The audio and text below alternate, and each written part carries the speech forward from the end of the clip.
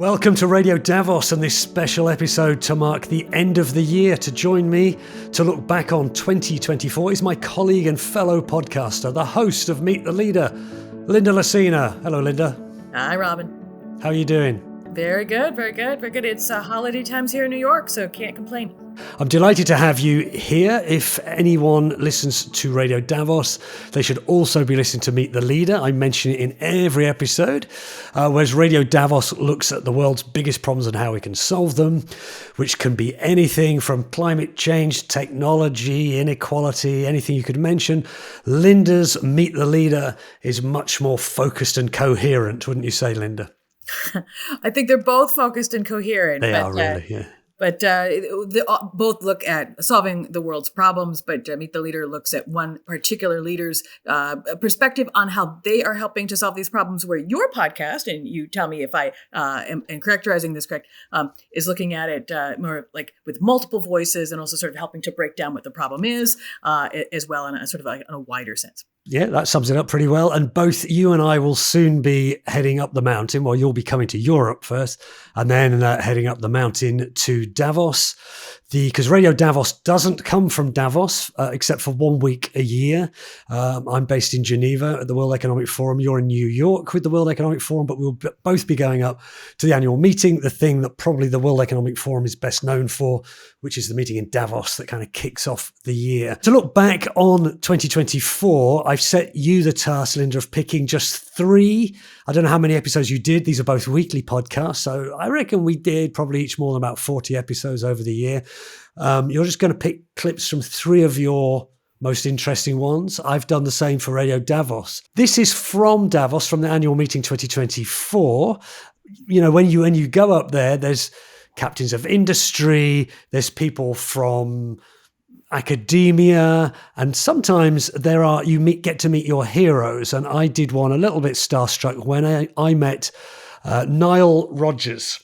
Now, if you've heard of Nile Rodgers, you'll be gasping in amazement. If you've not heard of Nile Rodgers, you've definitely heard his music. He's written and produced songs for people like Beyonce, Daft Punk, Madonna, and David Bowie. He was there in Davos to receive a Crystal Award last year, which the forum gives to artists who've gone above and beyond to improve the state of the world. Well, we got talking about the use of AI in music and in art in general, but I started by asking him what makes a great song. Here's something that my jazz tutor taught me.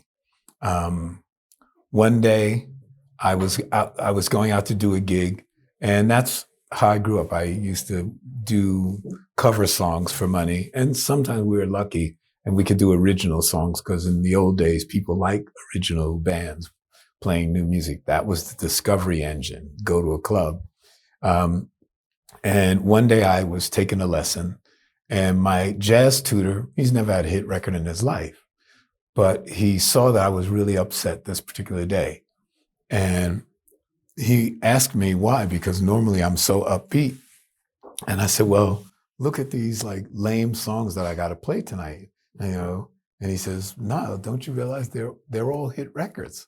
Why would you call them lame? I said, look, the first song I got to play tonight is Sugar Sugar by the Archies. That was number 1 the day I was born in England, by the way. Oh my God. Well, okay. Exactly. Yeah. It's not the coolest song in the world, is it? So check this out. So he said to me, he said, Niall, do you know that Sugar Sugar has been number 1 for about 6 weeks now? And I said, what has that got to do with it? He says, Sugar Sugar is a great composition. And I said, how can you call honey, do, do, do, do, do, do, oh, sugar, sugar. How could you call that a great composition? Here's the greatest lesson in my life. He says, because it speaks to the souls of 1 million strangers. And I went, oh my God, he just described an artist. Linda, are you familiar with Sugar Sugar by the Archies? I'm not sure. Okay, let's hear a bit of it, see if this jogs your memory. Sugar. Oh, honey, honey. Yeah, is that ringing any bells? A classic. Well, Nile Rodgers didn't think so. But, you know, his jazz teacher did. And I think the point he was trying to make there was that if something resonates with someone, it's touching their souls in a way. I think it was really interesting. It was bubblegum pop, but it took a composer, writer, musicians who could actually play their instruments. These days, and I started talking to Nile Rodgers about artificial intelligence, anyone with an internet connection can create a pop song or any kind of music. You and I've played around with these bots, haven't we, Linda, creating music? So I did one today. I'm going to play you. I couldn't go in there and say, hey, artificial intelligence, create me something that sounds like Nile Rodgers and Chic or Sister Sledge or whatever. So, because there are some copyright guardrails, although a big argument as to where these get the material they use to generate these things. So you say things like 70s, I think I said 70s disco pop song with chunky rhythm guitar. That's Nile Rodgers, female vocals. And this is what I got. There you go. This took about 20 seconds to generate. And I said they had to have the lyric of the song. Nile Rodgers made We Are Family by Sister Sledge. This one is, listen to this.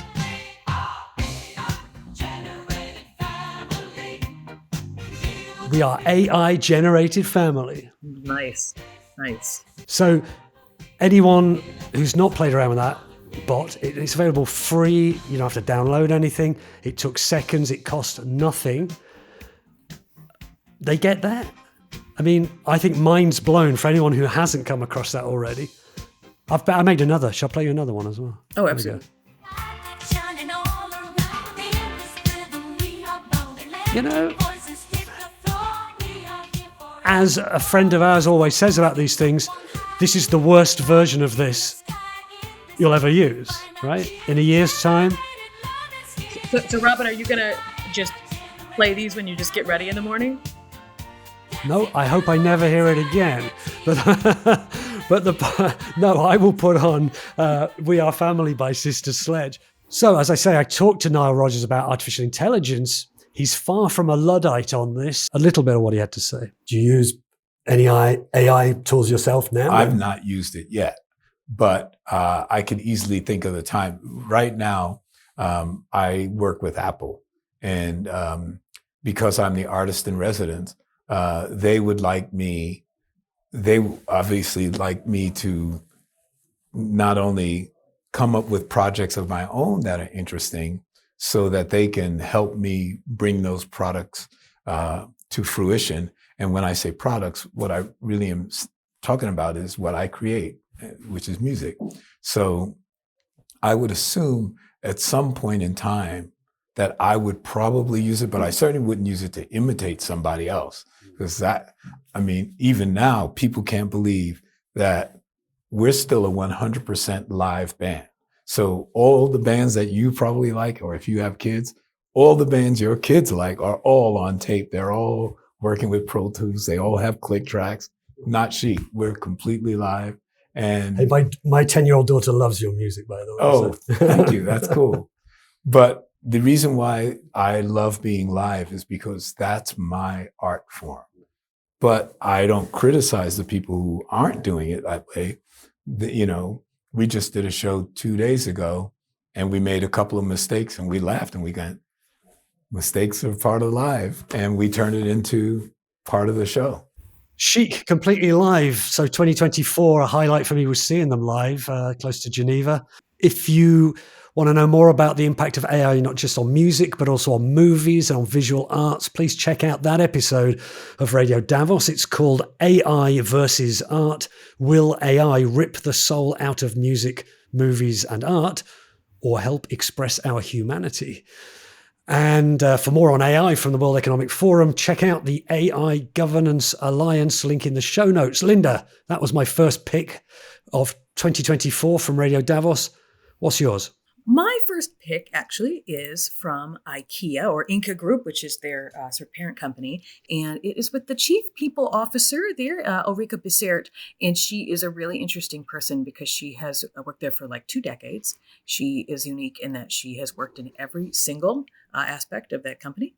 So everything that you can do with a global retailer, she's been in each of those departments. So she has a really unique perspective, both on that company and also sort of like how you can leverage different types of skills for different opportunities and just how do you navigate your career. And what I really liked about it, I asked her as chief people officer, what's her advice? Like, what's her advice for maybe young grads or anybody that's sort of navigating her career?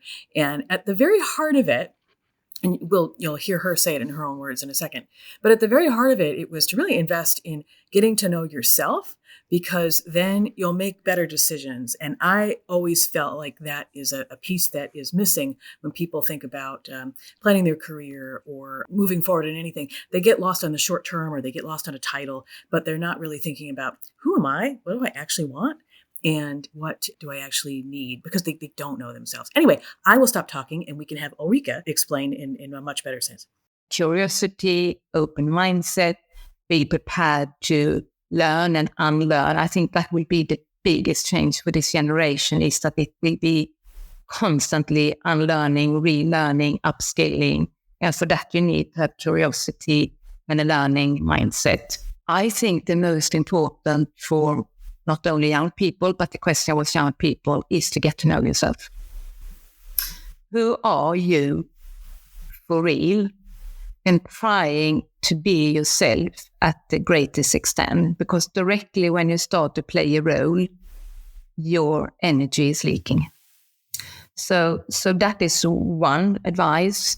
The other advice would be, if you can, be very intentional what company you choose to work for.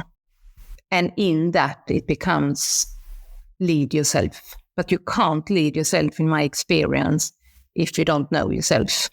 So I would say specifically, because we talk so much about resilience now, so much about agility, so much on constant changes, if I'm taking the broader perspective, also with social media, with pressure to always have something to compare to. I think the pressure, you have the climate, and I can continue, it's quite much pressure on young people today also about the future and how the future will look like. I think to build up yourself, to feel good about yourself, to build strengths within yourself, to find your values and how you can navigate yourself is the biggest gift you can give yourself. And then you will also take, I believe, better decisions, because you will take decisions based on what you want and what you need, not what others want from you. That's a lovely clip. And this is one of the reasons I love Meet the Leader so much, is there's just these pearls of wisdom that you know, probably you see them on LinkedIn or other social media, but here, because it's a podcast and it goes into depth with the people, it's not just a glib one-liner, you know, be true to yourself or something. She's actually, and I think we're going to hear a little bit more from her, but this idea of your job isn't just a job, you've got to be true to yourself. And like I say, she goes in more detail. The other thing that she does is that on Meet the Leader, we often ask people what's a piece of advice that they're really, really grateful for. And Ulrika shared a favorite that I had from the year. And it's something that she got from her mother. And it's really something that is a good reminder for, honestly, any person, if they're ever trying to make their mark and make sure that they shine and get their voice heard. And it's a really easy thing. And we'll let her talk a little bit more about it. Yeah, I'm always talking about my mother. Unfortunately, she's not with us anymore, but she was a very strong woman and very vocal. And she said to all her 4 children that you need to be financially independent. And my advice to you is that you educate yourself. You never know what is happening in life, but knowledge people can't take away from you, and education will most likely help you to have a job. So that was one. And the other one, where I think she was probably ahead her time, specifically to her 3 daughters, she said, take the space. If you don't take the space, someone else will take it, and don't allow that. And it actually helped me, to be honest, in management meetings. In beginning of my career, I've always been the only female. And I've always had that in my head, like, take your space and don't excuse yourself for taking space. And I think that is a very good advice. Ulrika Bisset from the Inca Group, the parent company of IKEA. Should we move on to our second choices now? Sounds great. My second pick is about cybercrime. The World Economic Forum Centre for Cybersecurity suggested this one to us, and it's an interview with the woman at the heart of the Netflix documentary, The Tinder Swindler. Have you seen that film, Linda? I have not. I thought I'd play you the opening montage. Both you and I, Linda, do an opening montage. We pull in some of the best clips right at the front and put them together in a kind of montage to give the listener some idea of what to expect in the episode. So I'm going to play the opening montage and the introduction from this episode, How Romance Fraud Became a Multi-Billion-Dollar Cybercrime. So I met him in person, it looked like his pictures, really charming, like really kind of opening up to me. Like, so we had a coffee, he was talking about his job, he was the CEO of a big diamond company. On the first day I met him, we traveled on this private jet. I fell quickly and I fell hard. Welcome to Radio Davos, the podcast from the World Economic Forum that looks at the biggest challenges and how we might solve them. This week, The Tinder Swindler. You may have seen the unbelievable Netflix documentary about how this woman's dream first date spiraled into a nightmare. They came to my work, two special security agents, and told me that they had a long investigation on him. They asked for if I had a picture of him. When I showed them the picture, they just looked at each other and they nodded. My life was just falling apart. Far from being a one-off case fueling the public's appetite for bizarre true crime stories, romance fraud is actually a global multi-billion-dollar industry, part of the booming criminal business known as cybercrime. It's a very good example of cybercrime. It's playing on a very basic human need. Look, the need to be loved has been around as long as people have been here. What's different and why has romance fraud changed? Cyber-enabled fraud allows us to do these things at scale. Subscribe to Radio Davos wherever you get your podcasts or visit wef.ch/podcasts, where you'll also find our sister programmes Meet the Leader and Agenda Dialogues. I'm Robin Pomeroy at the World Economic Forum, and with this look at romance fraud, cybercrime, and the real-life case of the Tinder Swindler. Everyone thinks that this is old women, vulnerable, sitting at home, knitting type of crime, but it's not. Do you enjoy true crime documentaries? Maybe you caught this one on Netflix. You can find a bit of everything on Tinder, but one little swipe can change your life. I only miss you when it rains. The Tinder Swindler is a mind-boggling case of romance fraud in which a charming, handsome, and apparently very rich man meets women on a dating app, gets them to fall in love with him, and then cons them out of a lot of money. $20,000, $30,000, $140,000. his life depended on me. That's when police tell me the man I love was never real. An extraordinary confidence trick that leaves the anxious viewer very relieved that this is not their own story. But it is the story of this week's guest. Cecilia Fjellhøy is the Norwegian woman at the centre of the documentary whose life was torn apart by the actions of a con man. A survivor of romance fraud on a grand scale, she now advocates for the rights of and support for others who find themselves in similar grim circumstances. Has that whetted your appetite for the Tinder Swindler? I don't know why I'm advertising Netflix, Linda. I should be advertising Radio Davos, so go and listen to that. Probably should watch the documentary first if you haven't. But does that tickle your fancy? It does. It wants me to do both. It wants me to watch the thing and listen to this episode. Exactly. I hope Netflix is advertising Radio Davos as well. I'm going to play another little bit from it because Radio Davos isn't just about the problems. That's the problem there. Someone being ripped off for hundreds of thousands of dollars and having their heart broken into the bargain. Radio Davos is also about the solutions, and that's where the World Economic Forum's Centre for Cybersecurity comes in. It brings together stakeholders to look for solutions. And on the Tinder Swindler episode, I spoke to an expert from the forum's Centre for Cybersecurity. Sean Doyle, I'm lead for the Cybercrime Atlas at the World Economic Forum. So Sean, Cecilia's story is a fascinating one, quite disturbing in many ways. But is it really cybercrime? How does it relate to the work you do at the World Economic Forum? So it's a very good example of cybercrime. It's playing on a very basic human need. Look, the need to be loved has been around as long as people have been here. And the habit that people have of trying to trick each other has been going for just as long. I think what's different and why has romance fraud changed is that cyber-enabled fraud allows us to do these things at scale. Cecilia is one example of a very, very large group of victims. This really is a very old form of fraud. What's changed is that the internet allows us to do this at scale and across countries. And when we think about cybersecurity, I think that you've got to think, why do we have cybersecurity? It's in order to protect us from cyber criminals. And in this sense, what we're seeing with these romance frauds, it's a good example of the type of behavior we see by cyber criminals in relation to frauds they undertake against companies, in the manner in which they identify and then take money away from victims. So yeah, this is very much a cyber-enabled fraud.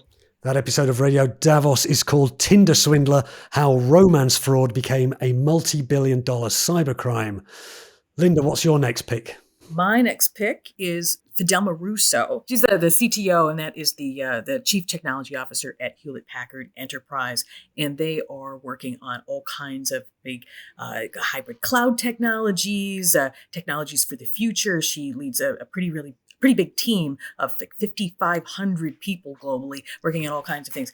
And what I had talked to her about is, how do you make that work? How do you make all those 5,500 people actually feel like, they have the resources and what they need to be innovative, to really be pushing the envelope, but at the same time to make sure that you've got these 5,500 people not going in 100 directions, making sure that you are making smart bets on things that might be able to get some momentum and moving forward. How do you do that? And her answer, in part, was sort of the systems that can be put into place, both on sort of a planning end and even from a budget perspective. So it's a really, really interesting way on how leaders or organizations can support innovation through structure.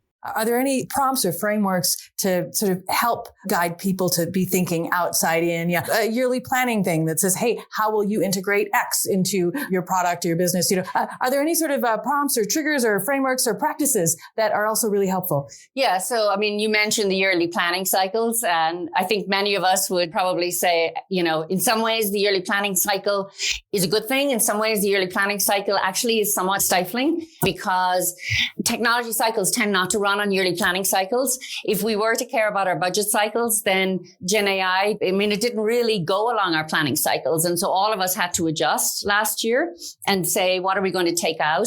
And so if I took something like Gen AI, what we've actually done is to say, okay, wasn't in our budget cycle, wasn't in our planning cycle, but we've adjusted and said, in every business unit, what are you doing internally? How are you using it to change your product trajectory? What are you doing that, may have been more traditional that you could accelerate? And where is the experimentation that you're doing? The other piece is, how much of your budget are you allocating to experimentation? And really, you need to be allocating about 10% of your budget to that. Now, that seems like a lot, but there's always money in everybody's budget that's being spent on kind of what I would call sedimentation, down at the bottom. I would encourage every leader to look and say, how do I find that money? Because if you don't find that money and use it to do things that may be a little bit of a moonshot or a little bit of, a crazy idea, then you're not allowing your team to think outside the box enough, and you're going to miss an opportunity. Advice there from Fidelma Russo of Hewlett-Packard Enterprise. 10% of your budget should go on experimentation. Make space for it, yeah. Take your space. Take your space, exactly, as we heard in your first clip. Okay, my third and final clip now. As we head to Davos 2025, we have to wonder what will be the big issues everyone will be talking about at the annual meeting, which this year has the theme. Linda, what's the theme for AM25, as we call it? Robin, it's at the tip of my tongue. It is collaboration for the intelligent age. It is. I won't reveal to the listeners that we had to cut out like 10 minutes while you went through your notes to find it. Collaboration for the intelligent age. That makes us think of artificial intelligence, but also human intelligence. Can we as humans solve our biggest challenges? And that's kind of what Radio Davos is all about. We're going to have the annual Global Risks Report just before Davos. There'll be a Radio Davos episode on that, which will be a kind of curtain raiser to the whole meeting. One of the things that's always very high on that list is climate change. An episode a couple of months ago was called Can Climate Action Survive Geopolitical upheaval. There's been a lot of upheaval in the last 12 months. In that episode, I spoke to a couple of experts from the World Economic Forum's Global Future Council on geopolitics about the realities of climate action and when climate action comes up against geopolitical upheaval. And one of those experts was Varun Sivaram, Senior Fellow for Energy and Climate at the think tank, the Council on Foreign Relations. I asked Varun Sivaram how geopolitical uncertainties in the coming year would impact climate change action. If in fact climate progress were driven through the COPs, we should be very worried. The good news, however, and this is a controversial point, the good news is that climate progress actually probably isn't driven primarily through the COPs. The COPs, as you mentioned, Robin, are these United Nations convenings, these jamborees every year where countries around the world get together. They can hardly agree on anything. And that's probably the reason why very little actually gets done in these COPs. The high watermark of the COPs was probably the 2015 Paris summit, when Secretary John Kerry, who I'd then go on to work for, negotiated the Paris Agreement in which countries basically said, look, we will sign up to do what we think we can do, no more. And the collective pledges we're going to make are not actually going to be enough to stop climate change. And so we've kind of hit a wall in terms of progress you can make through a grand UN negotiation process. The good news, however, is despite the fragmentation's impact on COP climate governance, which is, the COPs are messier than ever, a lot of good progress is still happening in the private sector, in the energy transition, and through domestic policy. Look, last year, solar deployment was up 70%. If you count this year, we're going to be up 100% over 2022, more than 500 gigawatts, half a terawatt installed. The clean energy transition continues. And so long as this continues and technologies improve, it doesn't actually matter very much whether the COPs get anything done. What's critical is that competition continues to drive a race to the top on the clean energy transition. Now, there are problems there ahead. We should talk about them. But I just want to refocus us away from the governance, which is largely a red herring, in my opinion. A red herring? Goodness, that's damning with not even faint praise, I don't think. That was Varun Sivaram of the Council of Foreign Relations. Linda, it's your chance for a third and final highlight from the year in Meet the Leader. Sure. The last one that I picked was with Jagan Chapagan, and he is the head of the International Federation of Red Cross and Red Crescent Societies. And these are the people that go all around the world whenever there's a flood, massive wildfires, when people find themselves on their very, very worst days. These are humanity's worst days. So I have two quotes from him. We'll start with the first one, which is he started at this organization as a volunteer himself. And he talks a little bit about that journey and how he then did other roles within the organization. And one of the things that the annual meeting does is it spotlights leaders who are behind some of the biggest solutions for the biggest problems in the world. And it gives you a little bit of a sense for the types of people that are helping to puzzle out these solutions. And I met Jagan last year at the annual meeting. He had a day that was upended by a bunch of different scheduling things. It was he still wanted to do our interview. It was 7:00. He came in fresh as a daisy. He was such a kind man. And honestly, the thing that it drove home to me is that if you want one person running the International Federation for the Red Cross and Red Crescent Societies, you want it to be him. Anyway, if you listen to this blurb about him and his background as a volunteer first, I think you get a little bit of an insight into what motivates him and how he evolved in the organization. We can start with that. I wanted to talk a little bit about your background with the organization. You first got your start with the Red Cross as a teenage volunteer, correct? In Nepal. Tell me a little bit about that and sort of how your perspective as a leader and a humanitarian worker has changed since. Probably the fundamental belief hasn't changed. I come from a humble background, from a little village in Nepal. When I was in high school, I wanted to engage in something. And I think probably from the very young age, I always had that probably influence from my parents to do something for others. And that's always been my motivation, that when you come as a human being in the world, you look after yourself. Anybody does that. But doing something for others was always a motivation. And also I had always a motivation to do something, that gives me a space to provide some sort of leadership. I don't think I was very clear at that time, but I had that knack as a young person. And in my high school the Red Cross was one of the vehicles. We had few other instruments. So when I joined, I really didn't know much about Red Cross. I only knew that they do something good. And I was attracted to do something good. But once I joined, and that's when I understood the organization and understood its history, its background, and this whole principle of, the fundamental principles of humanity and, impartiality. And this became very attractive to me as I grew.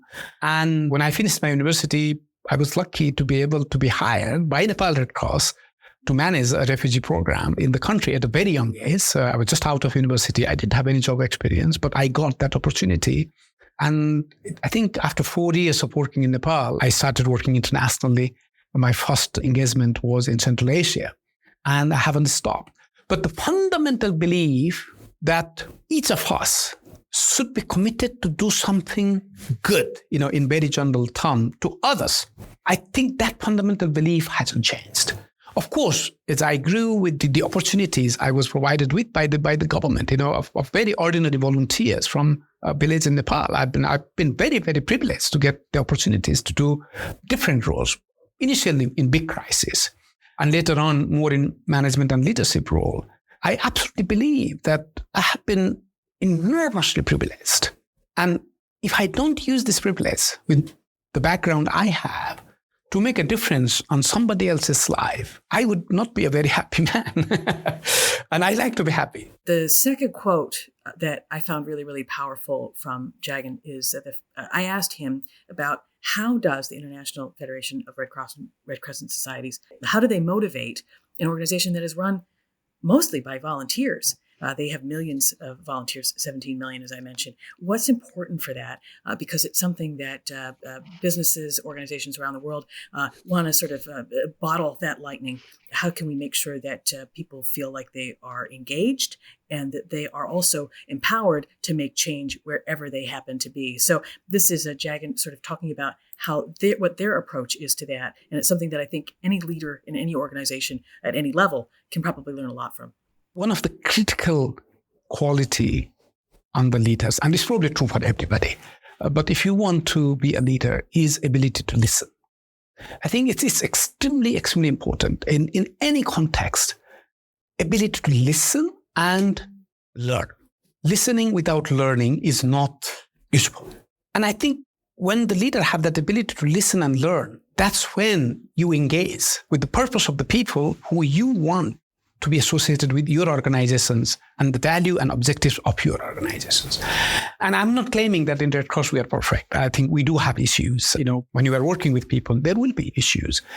But that listening and learning and defining a clear purpose on why we are doing something as an organization or any component of the organization, I think that's what engages people. In COVID-19, when lockdown was happening and, people were asked to stay at home, we had on average 1 million volunteers every day going out to help others. 1 million volunteers. And the first volunteer who died because of COVID-19 was 18th of February, 2020. 18th of February, before it was declared a pandemic. I'm very sorry that that's what happened. And he was a young man from Italy. But that belief in the purpose and that belief that I can make a difference on somebody else's life motivates these volunteers. And as a leader, and for me personally, as I started myself as a volunteer, becomes critically important. Listen, learn, help define a purpose together and demonstrate that you are delivering on that purpose. Do you become 100% successful every time? No. But what people need to see is you have given 100%. And when people see you have given 100%, even if you haven't achieved 100%, people still believe you. And people still are motivated and inspired to pursue that purpose. And I think for me, that's extremely, extremely important element of leadership. That was Jagan Chapagain of the International Federation of Red Cross and Red Crescent Societies. And it's just another example as we go into the annual meeting of the types of people that are working on everyone's behalf. Great examples there. 3 lovely Meet the Leaders. 3, I hope, lovely radio Davoses as well. People should go and check them out at wef.ch/podcast. They're all available wherever you get your podcasts. I've got one extra little treat for you, Linda. I would like you to guess, don't Google it. I looked up words of the year Okay, I'm going to give you two. And the first one is Oxford University Press, the people who make the Oxford English Dictionary. So I'll start this side of the Atlantic. Any idea what their word of the year might be? I don't, but I'm intrigued. Okay, well, I'm going to give you the definition. You have to guess what the word is. Okay. By the way, I would never have got this. It's actually two words, so it's more of a phrase.